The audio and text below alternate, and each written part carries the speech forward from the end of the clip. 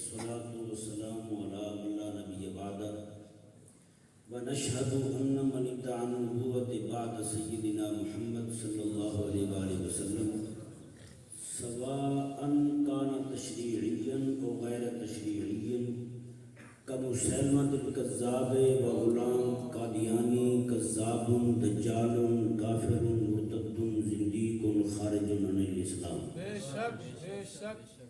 أما بعد فأعوذ بالله السميع العليم من الشيطان الرجيم. بسم الله الرحمن الرحيم. الذين يؤمنون بما أنزل إليك وما أنزل من قبلك وبالآخرة هم يوقنون.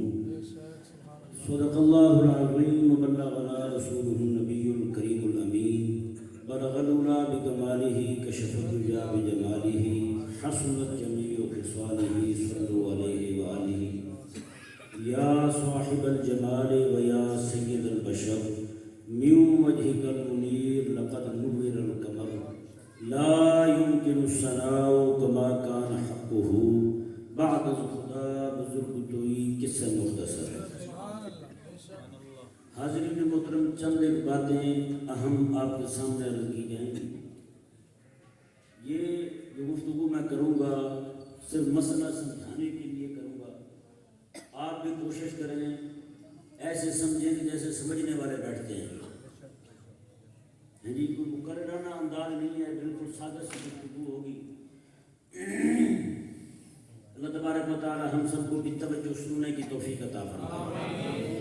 میرے کریم آقا صلی اللہ علیہ وسلم نے ارشاد فرمایا، اللہ تبارک و تعالی اس رات نگاہ رحمت فرماتا ہے، میری ساری امت کو بخش دیتا ہے سوائے چند لوگوں کے، باقی سب کی بخشش فرما دیتا ہے. جن کی بخشش نہیں ہوتی ان میں ایک بندہ مشرک بھی ہے. کون ہے؟ مشرک ہے. جو شرک کرنے والا ہے اس کی بخشش نہیں ہوتی. شرک کی دو قسمیں، ایک ہے شرک کہتے کسے ہیں؟ اللہ تبارک و تعالیٰ کی ذات میں یا اس کی صفات میں کسی کو شریک ٹھہرانا، کسی کو حصے دار قرار دینا.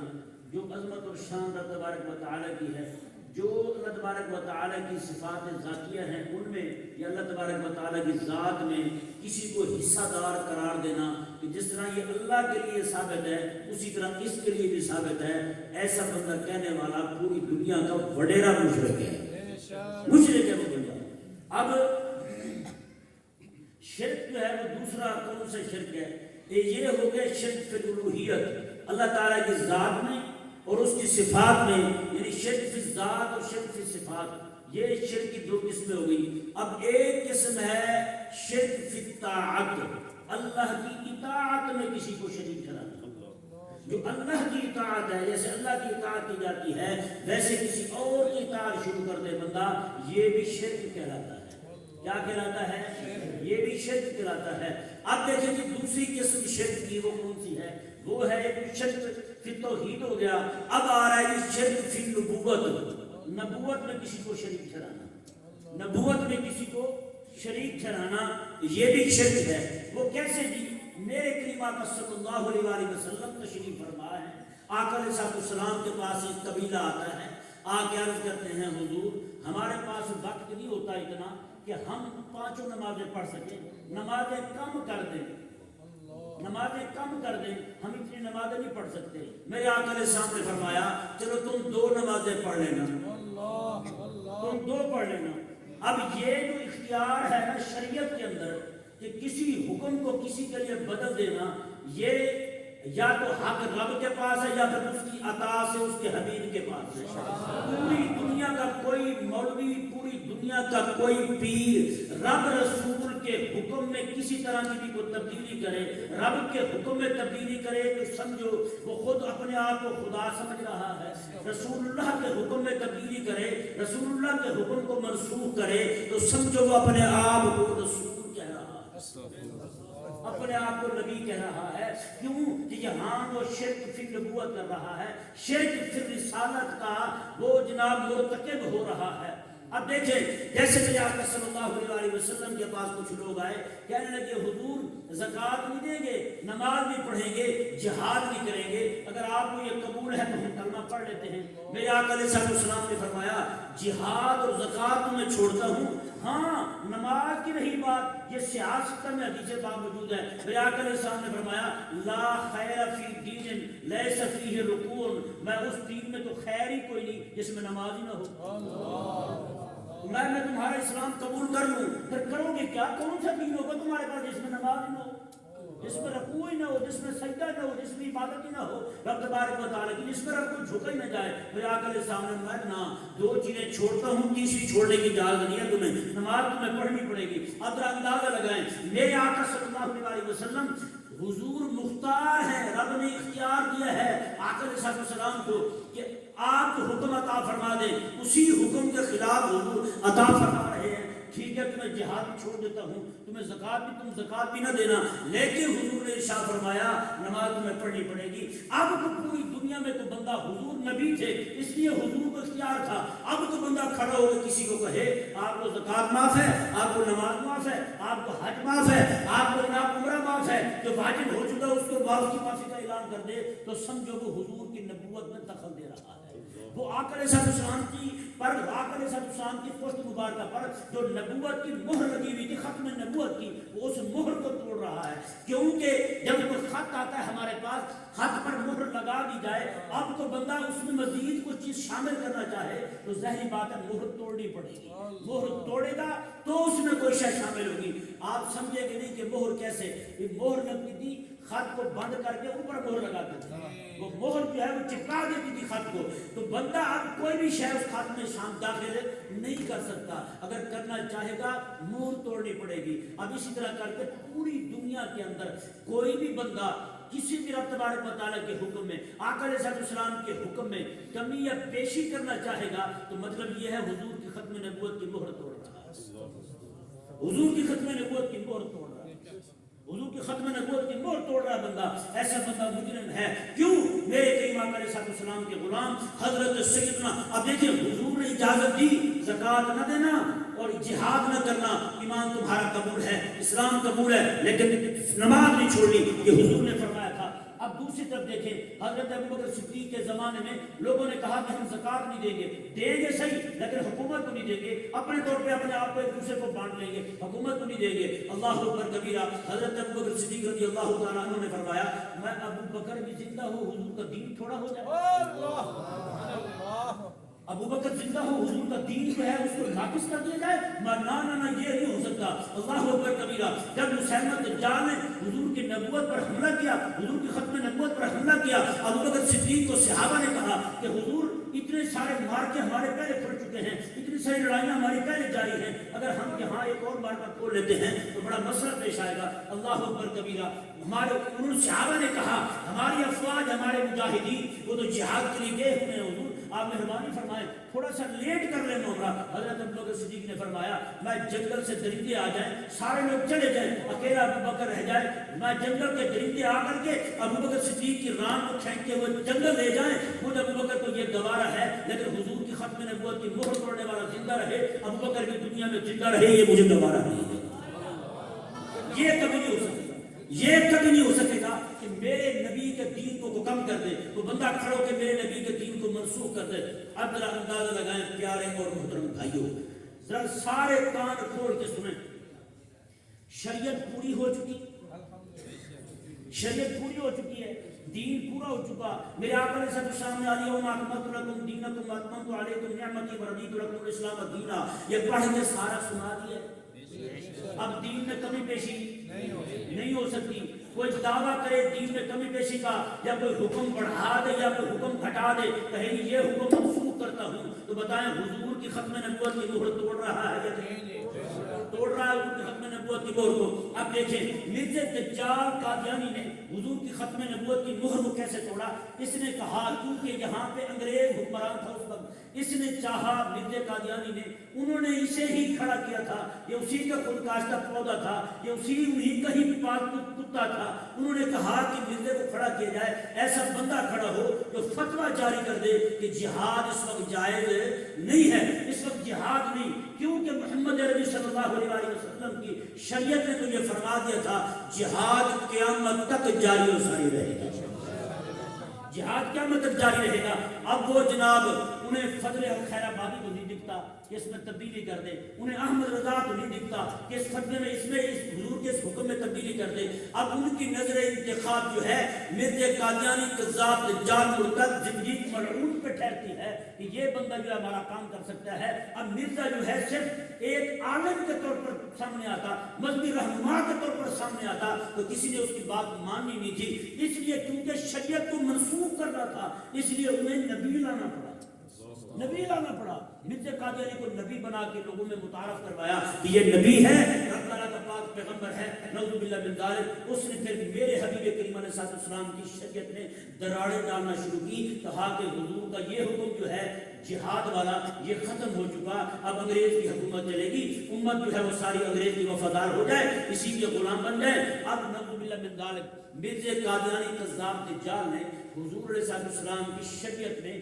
دخل دیتے ہوئے حضور کی ختم نبوت کی مہر کو توڑنے کی کوشش کی اور جہاد کو کالعدم قرار دیا۔ اب پیارے محترم بھائیو، مرزا قادیانی کذاب دجال کو تو پوری امت نے پہچان لیا، یہ دین کا دشمن ہے، یہ دین کا غدار ہے، یہ امت کا دشمن ہے، یہ مصطفیٰ کریم علیہ السلام کا غدار ہے۔ اب ذرا سارے ٹھنڈے دل سے غور کریں، مرزا قادیانی صرف یہ کہے کہ جہاد منسوخ ہو چکا، جہاد منسوخ ہو چکا، وہ ہو گیا ختم نبوت کی مہر توڑنے والا، اور آپ کی اسمبلی میں بیٹھ کر، اب ذرا سنیے گا بات، آپ کی اسمبلی میں بیٹھ کر زنا کی رضا، میرے حضور کی شریعت نے تو یہ کہا زنا چاہے زبردستی ہو تب بھی حرام ہے، چاہے راضی خوشی سے میاں عورت اور مرد کریں تب بھی حرام ہے۔ اگر آپ کے پاکستان کی اسمبلی میں یہ بل پاس ہو جائے کہ راضی خوشی زنا کریں تو یہ حلال ہے، تو بتائیں حضور کی ختم نبوت کی مہر کو توڑا ہے یا نہیں توڑا؟ یہ حضور کی ختم نبوت کی مہر کو توڑنے والے صرف چھوٹی اسمبلی کے نہیں، قومی اسمبلی کے افراد بھی ہیں، اور پھر قومی اسمبلی کے چھوٹے بڑے ووٹ دینے والے بھی شامل ہیں۔ سمجھ رہے ہیں؟ یہ حضور کی ختم نبوت پہ حملہ کوئی ایک نہیں کر رہا، یہ سے مرزا قادیانی کو گالیاں دے دے چار اور نکل جانا، یہ مولویوں کی بھی غداری ہے بھائی۔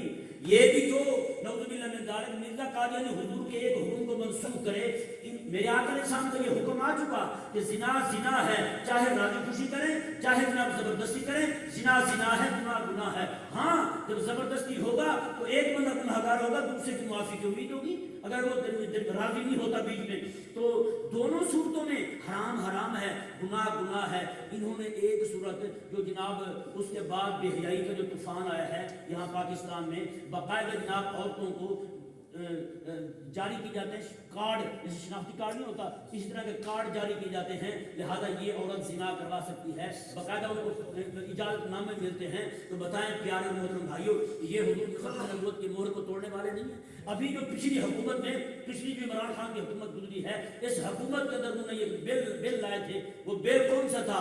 اس بل میں یہ تھا، بلکہ ایکٹ تک بن گیا، سینٹ میں چلا گیا تھا، وہ کیا تھا؟ وہ یہ تھا کہ جناب مرد جو ہے جب چاہے اپنے آپ کو ہجڑا کہہ کے، اپنے آپ کو عورت کہہ کے کسی مرد سے شادی کر لے، عورت جو ہے جب چاہے اپنے آپ کو مرد کہہ کے کسی عورت سے شادی کر لے، یعنی شادی جو ہے مرد مرد کی ہو رہی ہے، عورت عورت کی ہو رہی ہے، صرف مرد جو ہے اپنا نام بدلے گا، بشیر سے بشیرہ بن جائے، کسی بھی بشیرہ سے شادی کر لے، ہاں جی کسی بھی بشیر سے شادی کر لے، خود بشیرہ بن جائے، کسی بشیر سے شادی کر لے، ہے مرد کسی مرد سے شادی کر رہا ہے، عورت کسی عورت سے شادی کر رہی ہے، صرف شناختی کارڈ پہ اپنا نام مردوں سے عورت والا لکھوا کے وہ مرد مرد سے شادی کر سکتا ہے، عورت عورت سے شادی کر سکتی ہے۔ بتائیں میرے اور آپ کے حبیب علیہ السلام کی شریعت میں مرد کا مرد کے ساتھ نکاح، عورت کا عورت کے ساتھ نکاح حرام ہے یا نہیں؟ اب جو کوئی اسے حلال کہے حضور کی ختم نبوت کی مہر کو توڑنے والا ہے یا نہیں؟ اب اسمبلی میں بیٹھا ہوا ہر بندہ جس نے بھی اس کے حق میں ووٹ دیا ہے، وہ سارے کے سارے آقا علیہ السلام کی شریعت کو توڑنے والے،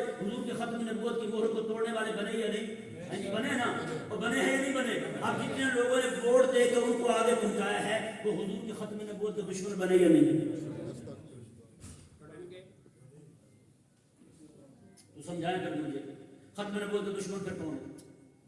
یہاں ایک بندہ نہیں ہے دشمن، یار محترم بھائیو، ہر بندہ ختم نبوت کے ساتھ دشمنی کر رہا ہے۔ مجھے اور آپ کو غور کرنا چاہیے اس وقت ہم کس جگہ پہ کھڑے ہوئے، اس وقت ہم ختم نبوت کے دشمنوں کی کس طرح حمایت کر رہے ہیں۔ ایک ایک بندہ ہم میں سے وہ جناب ان کے نعرے لگا رہا ہے، جو بندہ یہ کہتا ہے کہ قادیانی تو ہمارے بھائی ہیں جی، ایک رونا جو ہے وہ چیف جسٹس کا نہیں ہے، یہاں پہ ہر بندہ حضور کی ختم نبوت کے ساتھ غداری کر رہا ہے. قسم خدا کی آج جو ہے اتنے نیش کے دوسرے کو کر رہے ہیں، معاف کر دیجیے، مجھے معاف کر دیں کہ جن کے ساتھ لینا دینا نہیں ہے ان سے معافی مانگ رہے ہو. جاؤ یمامہ کے شہداء 1200 حضور کے صحابہ، 1200 حضور کے صحابہ شہید ہوئے یمامہ میں حضور کی ختم نبوت کا پہرا دیتے ہوئے، جس میں 700 صحابہ قرآن کے حافظ تھے. حضور کی ختم نبوت پر انہوں نے جانے دی، اور میں اور آپ جو ہیں ان ذلیلوں کے ساتھ کھڑے ہو کے، ختم نبوت کے دشمنوں کے ساتھ کھڑے ہو کر ان کے نعرے لگا کے، ان کے ڈھولوں کے آگے ناچ کے ہم حضور کے ختم نبوت کے ساتھ غداری کر رہے ہیں. صرف حضور کی ختم نبوت کے ساتھ نہیں،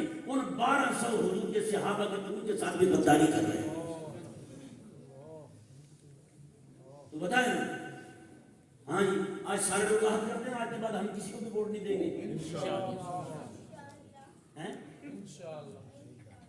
خدا کے بندے اگر تو بریانی کی خاطر جا کے ووٹ دے رہے نا، پھر آقا علیہ السلام کے ہاتھ سے حوض کوثر کی امید نہ رکھنا،